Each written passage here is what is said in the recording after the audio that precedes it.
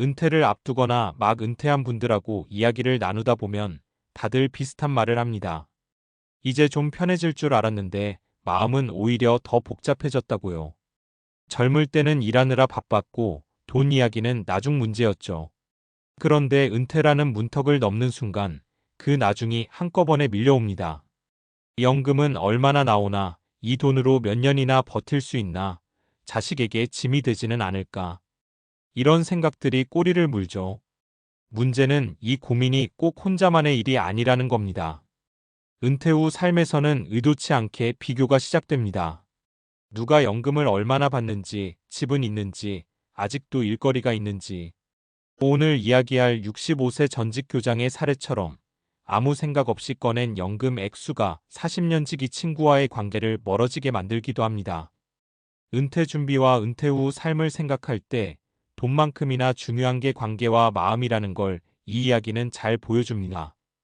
본론 은퇴 후 돈은 숫자이지만 관계는 감정이다. 현직에 있을 때는 직함이 관계를 어느 정도 정리해 줍니다. 교장, 부장, 과장 같은 직책이 선을 만들어주죠. 하지만 은퇴 후에는 그런 보호막이 사라집니다. 남는 건 나와 내 형편입니다. 그래서 연금, 자산, 생활 수준 같은 것들이 사람을 규정하는 기준처럼 느껴지기 쉽습니다. 문제는 대부분의 사람들이 준비가 되어 있지 않다는 데 있습니다. 연금 액수는 개인의 선택과 운, 제도의 결과일 뿐인데 듣는 사람은 자신과 비교하게 됩니다. 그 비교가 열등감이 될 수도 있고 상대에 대한 거리감으로 바뀌기도 하죠. 그래서 은퇴 후 삶에서는 얼마를 받느냐보다 어떻게 말하느냐, 그리고 어디까지 말하느냐가 훨씬 중요해집니다. 사례 1 연금 이야기 한마디로 어색해진 40년 우정. 앞서 언급한 전직 교장 어씨 이야기입니다.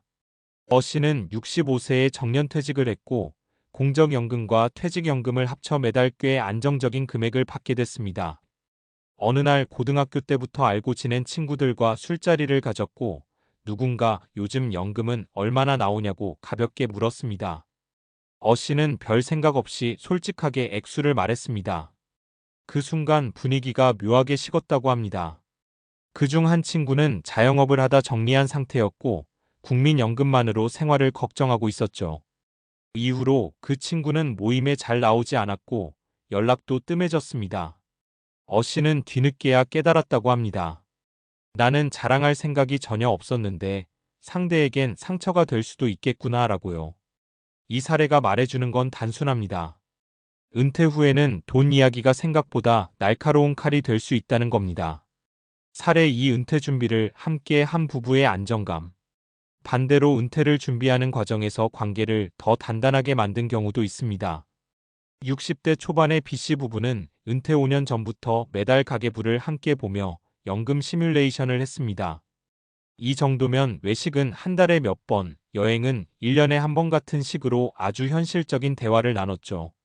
중요한 건 이 부부가 다른 사람과의 비교를 거의 하지 않았다는 점입니다.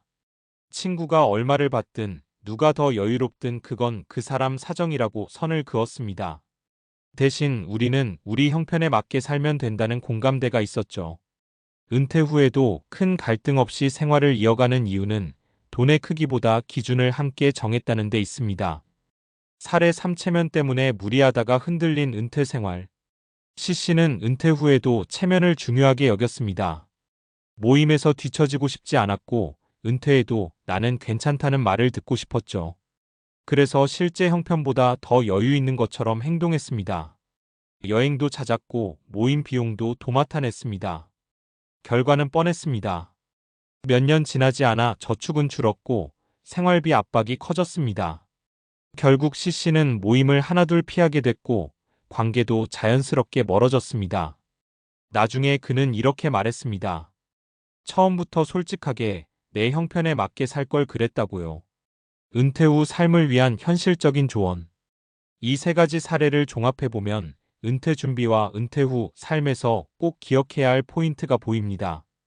첫째, 연금과 자산 이야기는 공개 정보가 아니다. 친하다고 해서 모든 숫자를 공유할 필요는 없습니다. 애매하면 웃으면서 넘겨도 됩니다. 둘째, 비교의 기준을 바깥이 아니라 나와 우리 가족에 두자. 남들과 비교하는 순간 만족은 사라집니다. 셋째, 은퇴 준비는 돈 계산이 아니라 생활 설계다. 얼마를 받느냐보다 어떻게 쓰고 어떤 삶을 원하는지가 더 중요합니다. 마무리. 65세 전직 교장, 연금 액수 말한 뒤 40년 지기와 멀어졌습니다라는 제목은 자극적으로 보일 수 있지만 사실 많은 은퇴자들의 현실을 담고 있습니다. 은퇴는 끝이 아니라 또 다른 시작입니다. 이 시작을 조금 더 편안하게 만들기 위해서는 통장 잔고만큼이나 말 한마디, 태도 하나가 중요합니다. 은퇴 후 삶에서 진짜 여유는 숫자가 아니라 마음에서 나옵니다. 그리고 그 마음의 여유는 준비된 침묵과 불필요한 비교를 내려놓는 데서 시작됩니다. 이어지는 이야기. 왜 은퇴 후에는 돈 이야기가 관계를 더 흔들까? 그렇다면 질문이 하나 남습니다. 왜 유독 은퇴 이후에는 돈, 특히 연금 이야기가 관계를 이렇게 쉽게 흔들어 놓을까요?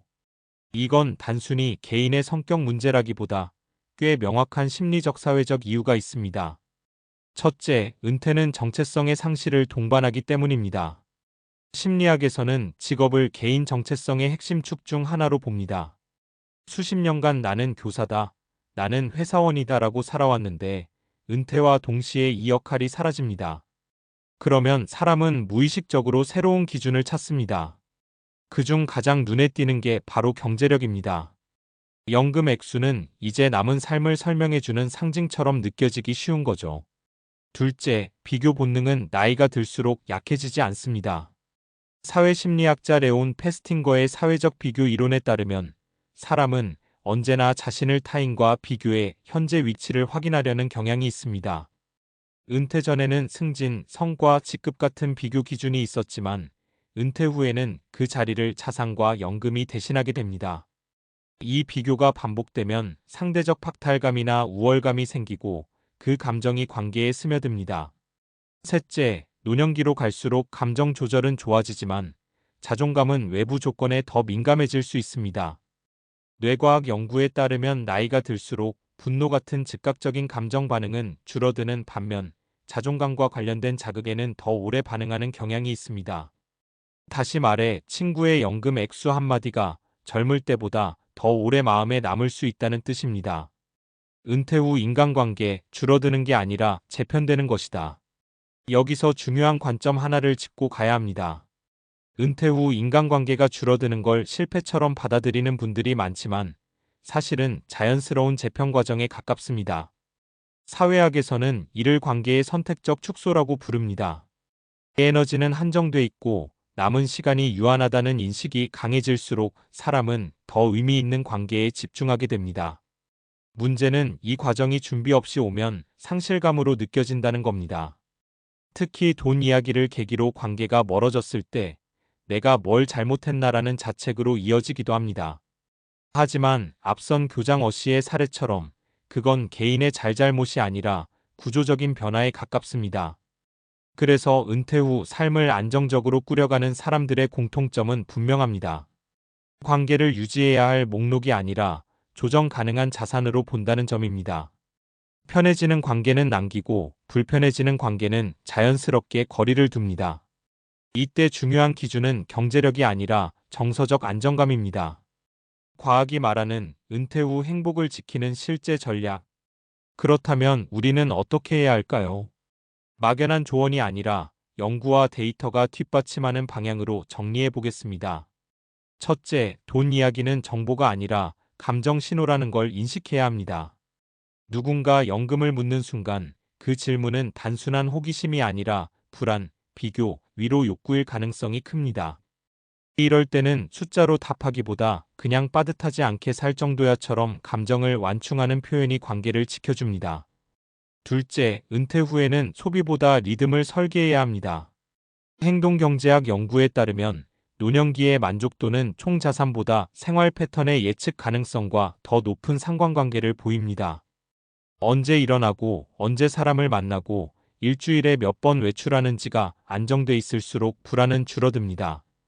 이 리듬이 잡히면 연금 액수에 대한 집착도 자연스럽게 낮아집니다. 셋째, 돈이 아닌 역할을 하나 더 만들어 두는 것이 중요합니다. 뇌과학적으로도 새로운 역할은 인지 기능과 정서, 안정에 긍정적인 영향을 줍니다. 봉사, 파트타임, 공부 모임, 손주 돌봄 같은 역할은 나는 아직 쓸모 있는 사람이다라는 감각을 유지시켜줍니다. 이 감각이 강할수록 타인의 경제적 위치에 덜 흔들립니다. 마무리하며 은퇴 준비의 마지막 퍼즐은 태도다. 은퇴 준비라고 하면 대부분 숫자부터 떠올립니다. 연금, 퇴직금, 저축액. 물론 중요합니다. 하지만 은퇴 후 삶의 만족도를 결정짓는 마지막 퍼즐은 태도에 가깝습니다. 무엇을 말하고 무엇을 숨기고 누구와 어떤 거리를 유지할지에 대한 태도 말입니다. 연금 액수 하나로 40년 지기가 멀어질 수도 있지만 반대로 말 한마디를 아끼는 것으로 관계를 지킬 수도 있습니다. 은퇴는 줄어드는 삶이 아니라 정제되는 삶입니다. 불필요한 비교를 덜어내고 내 삶의 속도를 찾는 과정이죠. 결국 은퇴 후의 진짜 자산은 통장에 적힌 숫자가 아니라 그 숫자에 휘둘리지 않는 마음입니다. 다음 이야기 은퇴 후 불안은 왜 돈의 문제로만 느껴질까? 여기서 많은 분들이 이런 생각을 합니다. 그래도 결국 불안의 뿌리는 돈 아니냐고요. 맞는 말 같지만 절반만 맞습니다. 실제로 은퇴 후 불안을 분석한 연구들을 보면 순수한 경제적 부족보다 통제감의 상실이 더 큰 원인으로 나타납니다. 행동과학에서는 이를 인지된 통제감 퍼시브드 컨트롤이라고 부릅니다. 사람은 미래를 어느 정도 예측하고 조절할 수 있다고 느낄 때 안정감을 느낍니다. 현직에 있을 때는 월급날이 정해져 있고 조직이라는 울타리가 있습니다. 하지만 은퇴 후에는 같은 연금이라도 이게 언제까지 갈까 예상치 못한 일이 생기면 어쩌지 같은 생각이 끊임없이 떠오릅니다. 돈의 액수보다도 돈을 다루는 주도권이 흔들린다는 느낌이 불안을 키우는 겁니다. 그래서 연금 액수가 비슷한 사람들 사이에서도 불안의 정도는 크게 갈립니다. 지출 흐름을 스스로 이해하고 관리하는 사람은 비교적 안정적인 반면 숫자를 정확히 모르거나 막연히 맡겨둔 사람은 훨씬 더 불안해합니다.